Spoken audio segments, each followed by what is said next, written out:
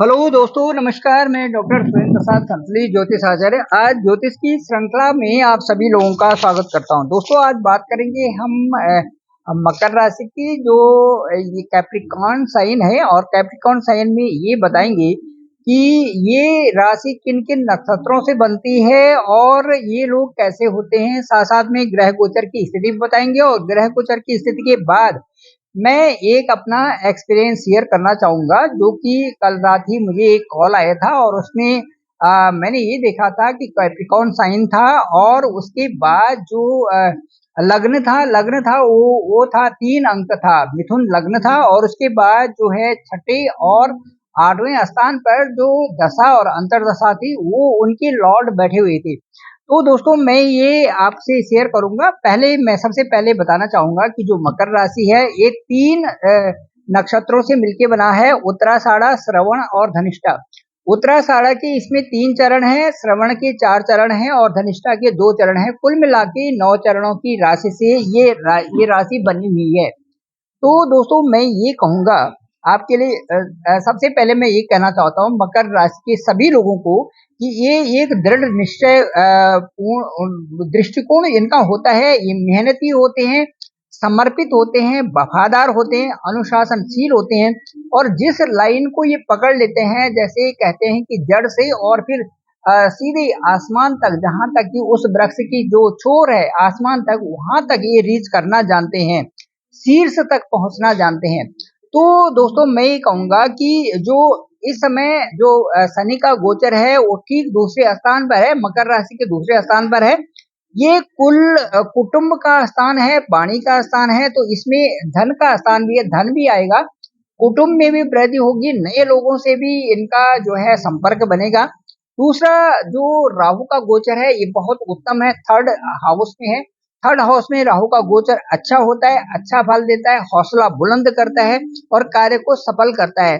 थोड़ा सा सावधान रहें, अच्छे लोगों से संगति रखनी जरूरी है, क्योंकि इसमें ये होता है कि राहु का जो गोचर होता है, चाहे वो उत्तरी भाव में भी हो, आपके फायदेमंद भी हो, लेकिन उसके बावजूद भी थोड़ा सा सावधान रहने की जरूरत इसलिए होती है कि राहु एक छाया ग्रह होते हैं।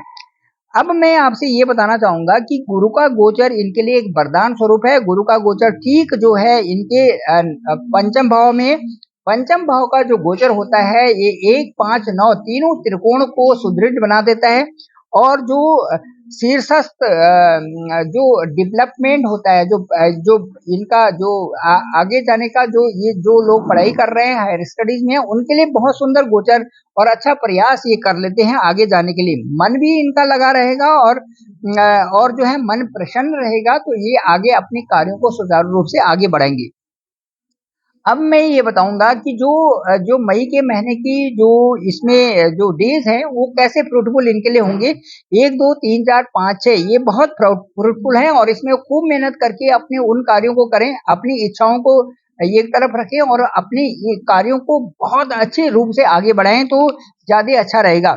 7 और 8 तारीख को थोड़ा सा चिंताजनक है, मन में थोड़ी सी चिंता रहेगी, क्योंकि जो चंद्रमा का गोचर है, उससे कई चीजों पर प्रभाव पड़ता है। 9 और 10 तारीख विद्यार्थियों के लिए और उनके कंपटीशन के लिए, इसके अलावा जो बिजनेस पार्टनर्स हैं, जो बिजनेस में हैं, जो आ, और कार्यों में लगे हुए हैं, उनके लिए भी बहुत अच्छा है। 11-12 तारीख थोड़ा विवाद से बचें, किसी प्रकार से उलझन न हो, तो ज्यादा अच्छा रहेगा। उसके बाद 13, 14, 15 तारीख को इनके लिए एक नए ट्रेंड शुरू करने के लिए, नया जो स्वरूप शुरू करने के लिए, नया व्यापार करने के लिए, या नया प्रोजेक्ट करने के लिए ये दिन बहुत अच्छे हैं। 16 और 17 तारीख को थोड़ा स्वास्थ्य का ध्यान रखना पड़ेगा, क्योंकि त्रिक भाव में जो 6, 8, 12 में यदि चंद्रमा का गोचर होता है, तो उसमें स्वास्थ्य के प्रति हमें सजग रहना पड़ता है।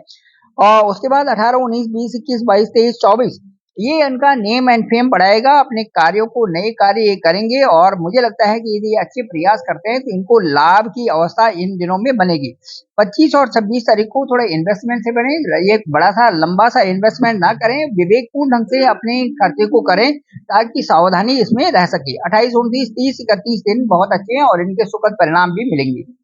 दोस्तों, कल मुझे एक कॉलर का कॉल आया था, और उसमें उन्होंने अपनी कुंडली शेयर की थी। कुंडली में जो वो था, मिथुन लग्न की कुंडली थी, और मकर राशि की कुंडली थी। इसमें जो ग्रह गोचर की स्थिति थी और दशा थी, वो राहु में गुरु, और गुरु में चंद्रमा की दशा थी। अब मैं कुंडली को देखते ही समझ गया था कि जो गुरु था, गुरु के छठे स्थान में थे और जो चंद्रमा थे वो 8वें स्थान में थे। तो मैंने उनको एक लाइन ये भी लिखी थी डिस्क्रिप्शन में कि आप जो है जो भी इनटेक ले वो अच्छे होने चाहिए, और दूसरा जो आपका मन जो आप चिंतित रह रहे हैं उसमें जो आपका पानी से संबंधित है उसको आप अच्छा पानी ले, बॉइल्ड पानी ले तो ज्यादा अच्छा रहेगा। साथ साथ में मैंने ये भी बताया था क्योंकि चंद्रमा की दशा थी तो मैंने कहा आप सभी चीजों का भी दान कर सकते हैं, और ये मैंने उसमें शुरुआती दौर में लिखा था। उसके बाद जो उनका प्रश्न था वो उसी संबंध में आ गया और उन्होंने कहा कि स्वास्थ्य इस समय ठीक नहीं है।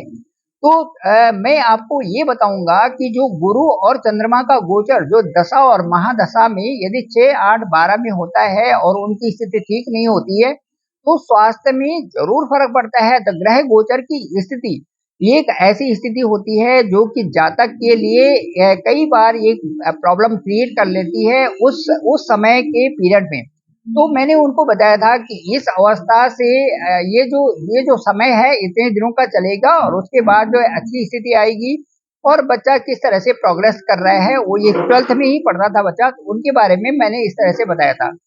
दोस्तों, आप भी यदि अपनी कुंडली को, हॉरोस्कोप को भेजना चाहते हैं तो आप जरूर भेजें और जरूर डिस्कस करें कि एनालिसिस करके मैं आपको बताऊंगा कि वास्तव में आपके साथ में इस समय कैसा चल रहा है और आपको किस तरह से सावधानी बरतनी पड़ेगी और आपके लिए अच्छे शुभ जो परिणाम है वो किस तरह से आएंगे। Thank you very much. मैं डॉक्टर सुनील प्रसाद संतली, ज्योतिष आचार्य, और डिस्क्रिप्शन पे मेरा नंबर है 9868280191। आप मुझे कॉल भी कर सकते हैं, अपने हॉरोस्कोप को भेजें ताकि हम जाने कि आपके लिए कौन से दिन बहुत अच्छे हैं। कोई भी कुंडली जिसका जिसका जो लग्न है 10 है, चाहे वो कर्क राशि हो चाहे कोई भी राशि हो, जिसका लग्न 10 है वो भी आज के इस ब्लॉग को देख सकते हैं और इससे जरूर लाभ उठाएं। Thank you very much.